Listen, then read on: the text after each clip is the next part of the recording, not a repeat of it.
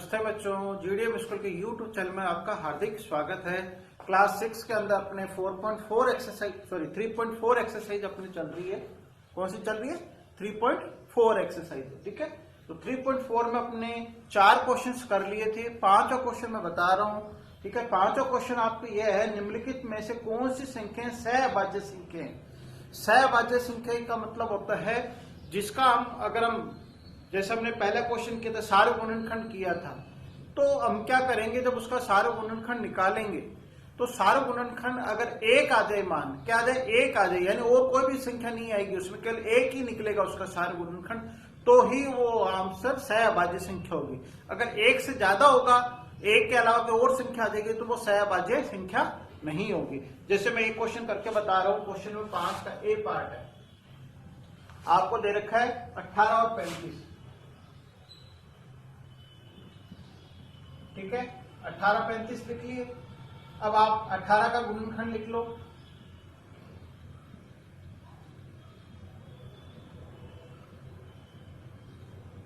अठारह का गुणनखंड क्या है? 18 कौन से पाड़े में आता है? एक तो एक के पाड़े में आता है, तो एक लिख लेंगे, और 18 भी इसका पाड़े में आता है। वो मैंने बता दिया तरीका आपको कैसे ध्यान रखना है। एक के पाड़े में आएगा तो 18 के पाड़े में। 2 के पाड़े में आता है, कितनी बार बोलने पे? 9 बार, तो 2 और 9 18 हो गया उसकी संख्या। और कौन से पाड़े में आता है? 3 के पाड़े में आता है। 3 के पाड़े में कितनी बार बोलने पे आता है? 6 बार, तो 6।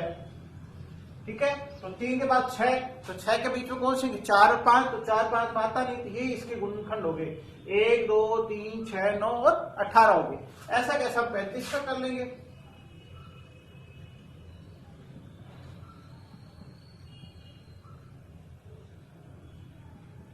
एक के पारे में आता है और 35 के पारे में आता है। फिर अब 5 के पारे में आएगा, ये कितनी बार बोलने पाएगा? 7 बार, तो 7 लिख देंगे। ठीक है, तो 1 5 7 और 35 इसका आंसर आया। ठीक है, आ गए। अब हमें क्या करना है? इसका गुणनखंड निकालना है, तो सारे गुणनखंड निकालना है, तो निकाल लो।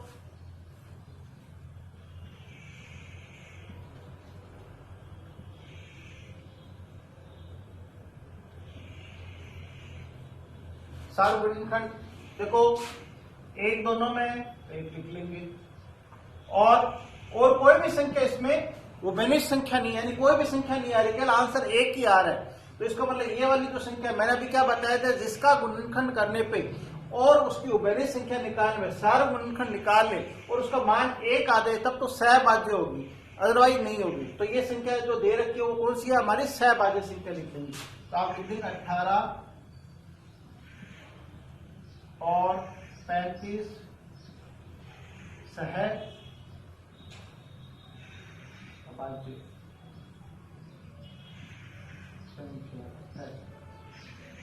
ठीक है, 18 और 35 हमारी कौन सी होगी? सहअभाज्य संख्या होगी। क्लियर हो गया? पहला क्वेश्चन मैंने करवाया है, आगे और करवा रहा हूं मैं, और समझ में आ जाएगा आपको।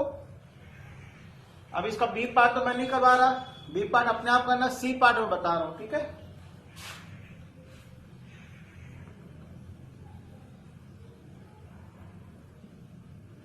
तो देखो इसका सी पार्ट आपको जो दे रखा है वो ये है, 30 और 415। थोड़ी बड़ी संख्या दे रखी, इसलिए मैंने बड़ी वाली संख्या को ली है, 30 और 415। तो ऐसे गुणनखंड निकाल लेंगे, यहां पे लिख लेंगे 30।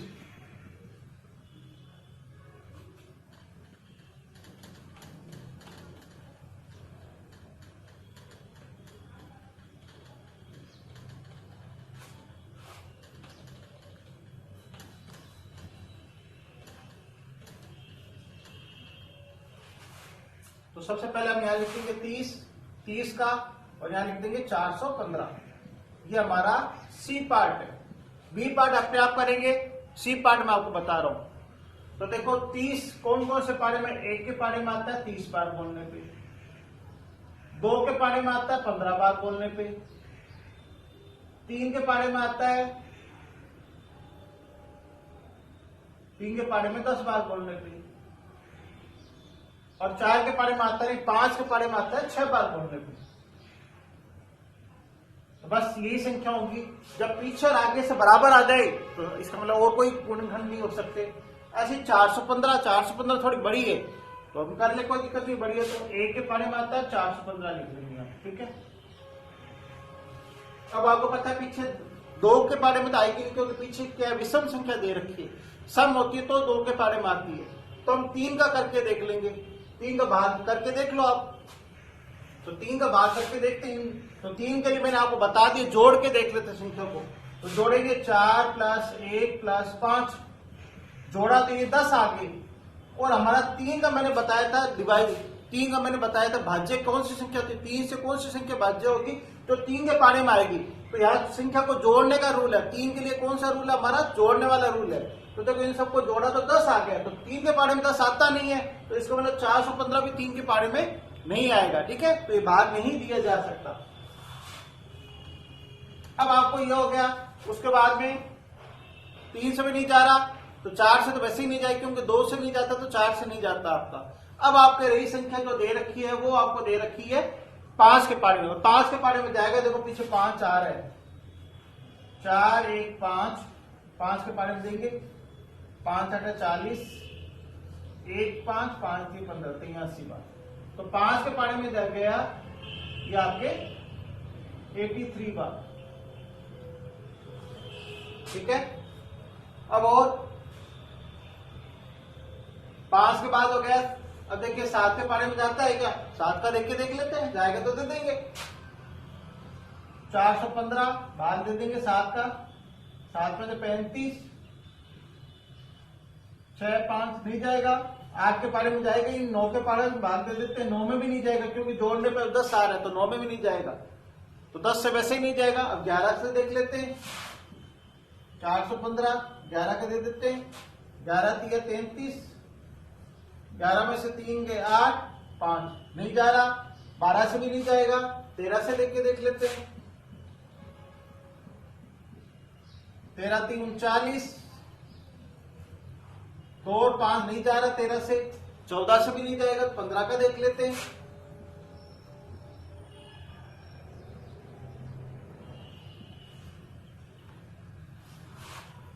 ये तो हम क्या भाग कर कर ये देखने पड़ेंगे आपको, तो संख्या थोड़ी बड़ी है। 415 में देख लेते हैं 15 का, 15 दूनी 30, 1 और 1 और 5, तो 11 बच्चे। अब 15 के पानी में 115 आता है क्या, 15 6 90, 15 7 105, 15 8 120 आता है, नहीं जा रहा। तो हमने 15 तक चेक कर लिए, तो ये आगे जाएगा नहीं, ठीक है ना, आगे नहीं जाएगा। तो हम 25 का एक और देख लेते, क्या बता जा रहा हूं, 25 से कम 25, 15 में से 11 में से 6 5 गए 6, नहीं जा रहा। तो ये किसी पारे में नहीं जा रहा, केवल यही इसके गुणनखंड होंगे, ठीक है। तो ये इसके गुणनखंड है, तो इसका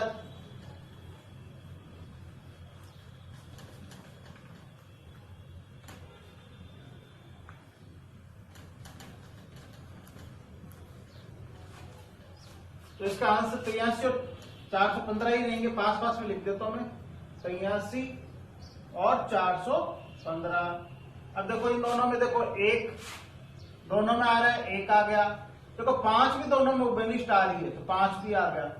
अब मैंने पहले क्या बताया था, 1 5 के अलावा आएंगे तो सहभाज्य गुणनखंड नहीं होगा, तो 1 और 5 के अलावा आ गए, तो इसका मतलब ये जो संख्या दे रखी है वो सहभाज्य नहीं है। आप लिख देंगे संख्या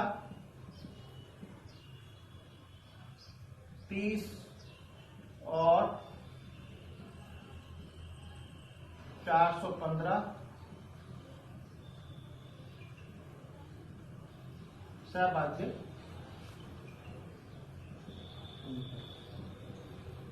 नहीं, ठीक है, सहभाज्य संख्या नहीं है। आपको जो संख्या दे रखी है वो सहभाज्य नहीं है। अब आप कर लेंगे, एक और कर लेते हम, एफ करवा देता हूं मैं आपको।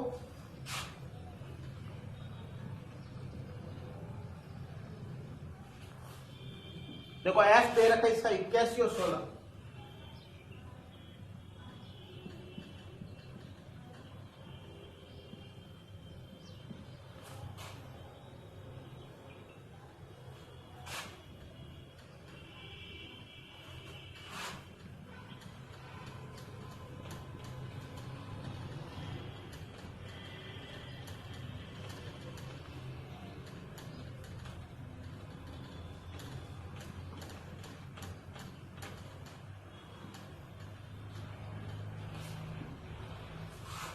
81 का निकाल, 81 और 16 का।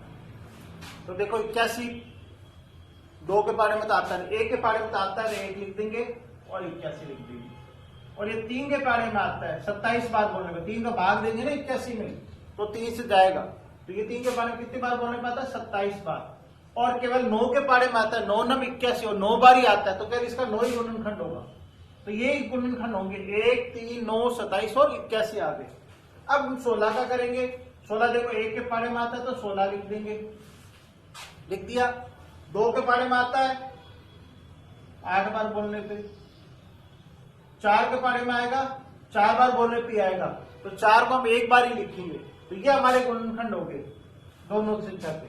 अब देखते हैं दोनों में समान क्या है। देखो 1 और 1 इसका आंसर है, और कोई भी इसमें उभयनिष्ठ संख्या नहीं है जो दोनों में आ रही हो, 1 ही केवल 1 का है। तो इसका मतलब ये वाली जो संख्या दे रखी है वो हमारी कौन सी है? सहभाज्य संख्या। कौन सी है? सहभाज्य संख्या। 81 और 16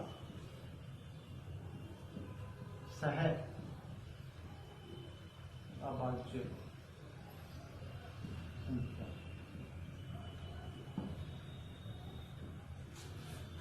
ठीक है, क्लियर हो गया। अब आपको क्वेश्चन नंबर 6 है, इसके 3 मैंने करवा दिए, 3 आपको होमवर्क में। क्वेश्चन नंबर जो 6 है वो बता रहा हूं मैं।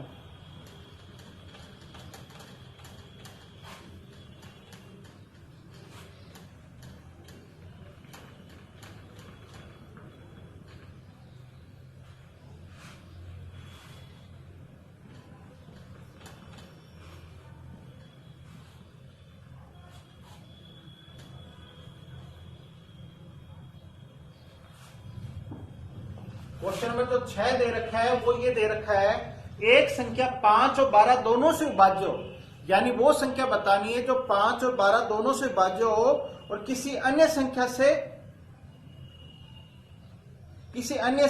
ये संख्या सदैव विभाजित हो, यानी और किसी भी संख्या से भी विभाज्य हो, यानी 5 और 12 से तो विभाज्य होगी और भी उसमें किसी संख्या का भाग दिया जा सकता है, तो वो संख्या पूछी गई।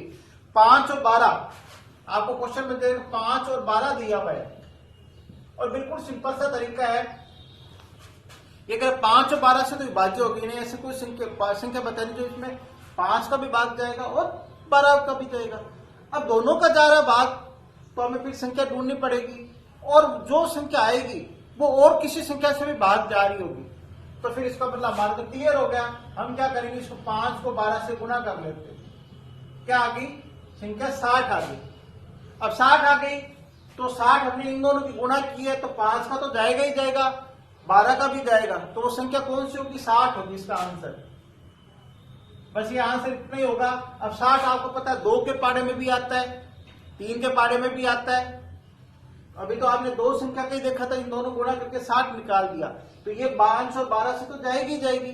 अब 1 से भी जा रही है, 3 से भी जा रही है, ठीक है, 6 से भी जा रही है, 6 60। तो ये कह रहा है कि किसी एक संख्या जो अन्य सदैव संख्या से विभाजित हो, अन्य से भी जा रही है, इसका मतलब ये संख्या हमारी कौन सी होगी? 60 होगी। क्लियर हो गया। अब आपके आता है क्वेश्चन नंबर 7। क्वेश्चन नंबर जो 7 है वो है, देखो एक संख्या 12 से विभाज्य है। अब वो कह रहे हैं संख्या जो दे रखी है 12 से विभाज्य है, और कौन सी संख्या है जो जिनसे ये संख्या विभाज्य होगी, यानी और किसी से भी जाएगी, यानी एक संख्या जो 12 से विभाज्य है, तो इसका 12 ही ले लेते हैं। तो हम 12 के क्या कर लेते हैं? गुणनखंड निकाल लेते हैं।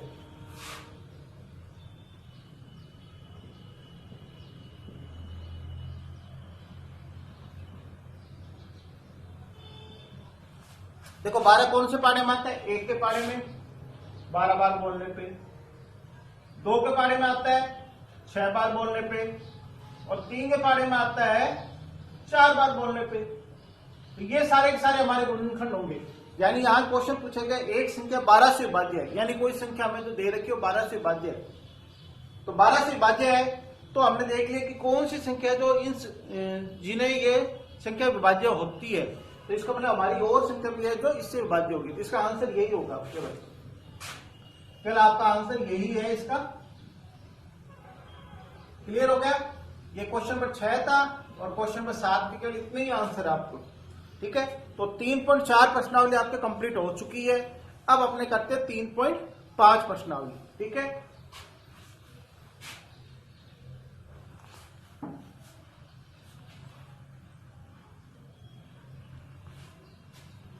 तो 3.5 में पहला जो क्वेश्चन दे रखा है सत्य असत्य का ही है, ठीक है। तो सत्य असत्य मैं बता देता हूं कैसे करना है।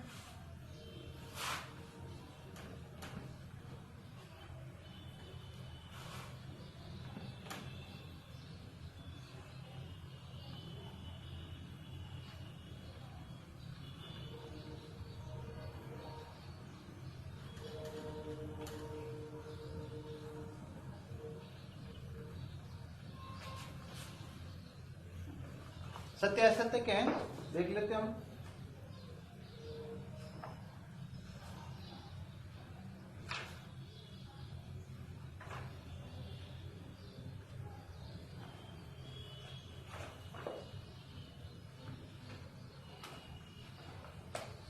देखो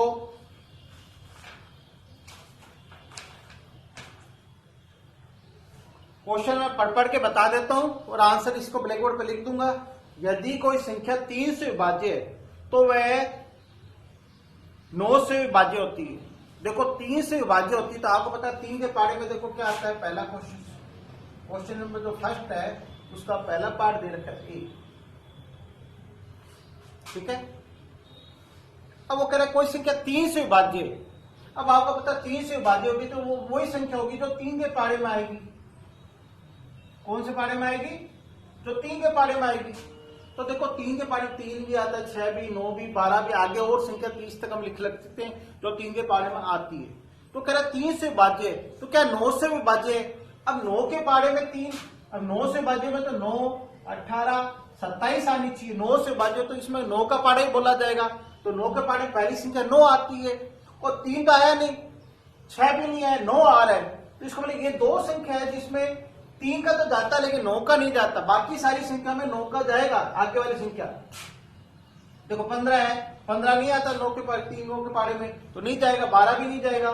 तो ऐसी संख्या कौन सी है जो है ही नहीं, जो 3 से जाती है वो 9 से विभाज्य नहीं होगी। ये ध्यान रखना, ये मान लेना जो संख्या 3 से विभाज्य है वो 9 से नहीं है। उल्टा जरूर होगा, अगर 9 से विभाज्य होगी तो 3 से जाएगी, यानी छोटी संख्या से विभाज्य होगी तो बड़ी से नहीं जाती है। ध्यान रखना। तो याद कर लेना इसका कथन हो गया असत्य। तो पहले का आया आपके असत्य है, ठीक है। दूसरा पूछा गया, उल्टा ही पूछा गया, यदि संख्या 9 से विभाज्य है तो वह 3 से भी अवश्य विभाज्य। तो मैंने भी आपको आंसर इसका बता दिया, इसका आंसर हो जाएगा सत्य हो जाएगा, ठीक है। क्योंकि जो 9 से विभाज्य होगी, अब बड़ी संख्या से जा रहा था छोटी से तो जाएगा ही जाएगा। तो इसका मतलब बी का आंसर हुआ सत्य। तीसरा इसमें पूछा गया है एक संख्या 18 से विभाज्य है, यानी संख्या 18 से विभाज्य है। अब 18 से कोई भी संख्या ले लें वो 18 से तो विभाज्य है, लेकिन वह 3 और यदि वह 3 और 6 दोनों से विभाज्य हो, देखो एक संख्या 18 से विभाज्य तो वो मान ले संख्या वो 18 ही है, मान लिया, ठीक है। अब ये कह रहा है संख्या 3 से विभाज्य और 6 से विभाज्य, ठीक है। तो 3 और 6 दोनों का इसमें दे रखा है। तो दूसरे का हमने क्या बताया था? अच्छा पहले का तो असत्य था, दूसरे का भी असत्य ही है ना, मैं सत्य लिख दिया, दूसरे का भी असत्य ही है।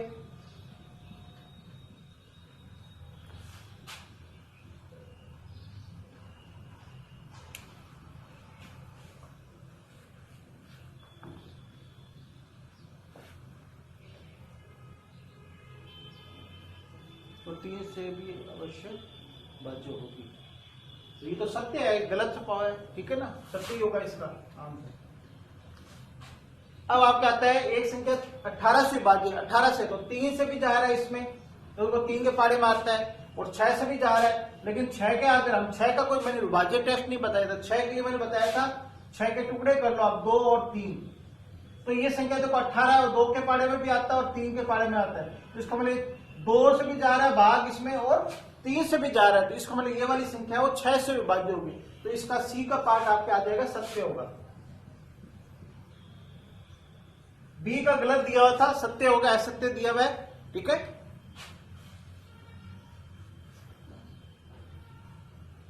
अब देखो डी में दे रखा आपको क्वेश्चंस,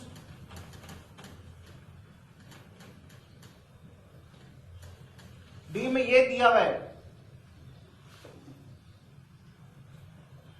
देखो यदि एक संख्या 9 और 10 दोनों से विभाज्य है तो वह 90 से विभाज्य होगी। तो 9 और 10 से विभाज्य बता रहा हूं। हम क्या करें, 9 को 10 से गुणा कर लेते हैं तो क्या आ गया, 90 आ गया। तो एक संख्या ये देखो 90 9 के पाड़े में भी आता है, 10 के पाड़े में भी आता है, 90 के पाड़े में भी आता है। तो इसका मतलब ये कथन क्या हो गया, डी का हो गया आपका सत्य हो गया। क्लियर हो गया। अब इसी प्रकार आपका इसका है ई पार्ट, मैं समझा रहा हूं लेकिन आप तो याद ही करके आओगे सत्य असत्य, लेकिन क्वेश्चन समझाने वाली इसलिए बताओ, यदि दो संख्याएं सहभाज्य है तो इनमें से कम एक ही अभाज्य संख्या होगी। बिल्कुल सही है। यदि दो संख्या सहभाज्य है, अगर दो संख्या, मैंने बताया था सहभाज्य संख्या कौन सी होती है, जिसका हम सारे गुणनखंड निकाले तो आंसर 1 होगा। तो वो कह रहे हैं इनमें से कम एक ही अवश्य अभाज्य संख्या होगी। ठीक है, तो एक अभाज्य संख्या ले लेंगे तो दूसरी भाज्य हो भली। जैसे अभाज्य का मतलब हो गया, जैसे मैंने 4 ले ली, ये तो भाज्य है, और 5 के अभाज्य है। अब इसका हम गुणनखंड करेंगे तो 1 2 और 4 लिया, इसका 1 और 5 ही आया, तो इसका सारा गुणनखंड तो 1 ही आएगा ना आंसर। तो यानी एक भाज्य और एक अभाज्य ले लें, यानी दो सहभाज्य संख्या है उसका गुणनखंड 1 होता है। लेकिन ये करेंगे एक अभाज्य ले लो आप, तो एक अपने अभाज्य ले ली और एक भाज्य ले ली, फिर इसका गुणनखंड निकाल तो 1 क्या है। तो इसका मतलब ये कथन होगा, ई का आंसर आएगा सत्य।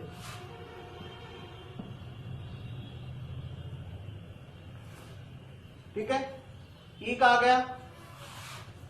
और देखो ये सारे हमारे जो आपको हमने बाध्यता के रूल्स बताए थे उसके अकॉर्डिंग ही हो रहा है, कुछ नया कुछ नहीं है। अब वो कह रहा है कि एक संख्या 4 से विभाज्य है तो वह 8 से विभाज्य होगी। कैसे होगी, पॉसिबल नहीं है। इस कथन का आंसर आ जाएगा एफ आ जाएगा असत्य। बताता हूं कैसे। अब अगर 4 से होगी तो 8 से विभाज्य होगी। तो 4 के पारे में देखो 12 आता है, 8 के पारे में आता है कि 12 नहीं आता। तो फिर कैसे होगी, जो 4 ये करे 4 से विभाज्य होती है वो 8 से भी होती है, नहीं होती। तो इसका कथन हो गया असत्य हो गया, क्योंकि 4 के पारे में 4 आता है, 8 के पारे में 4 आता ही नहीं है। 8 का पारा 8 से स्टार्ट होता है, तो ये संख्या तो आई नहीं। 6 भी नहीं आ रहा, 8 भी नहीं आ रहा, 8 आता लेकिन 12 नहीं आता। ऐसी बहुत सारी संख्या जो 4 के पारे में आती है लेकिन 8 के पारे में नहीं आती। तो इसका मतलब कथन हो गया आपका असत्य हो गया। अब उल्टा पूछा गया जी में आपको सेम उसका उल्टा पूछा गया है। तो 8 से होगी तो 4 से विभाज्य होगी, वो तो कथन सत्य है। तो आपका आ जाएगा जी का आंसर आ जाएगा सत्य। ठीक है, तो इसका कथन होगा आपका सत्य होगा। चेक कर लेते हैं हम जी का आंसर क्या आ रहा है।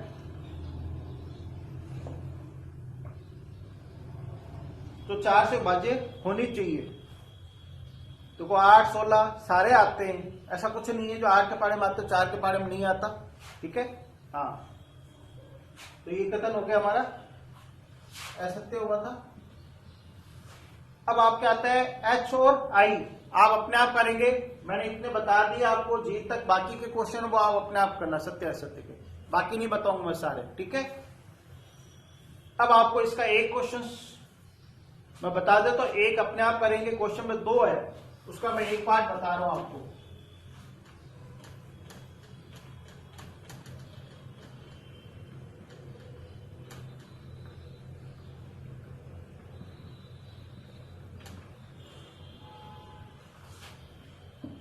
दो का एक पार्ट है, देखो 60 दिया हुआ है। क्वेश्चन नंबर 2 है, उसका ए पार्ट है।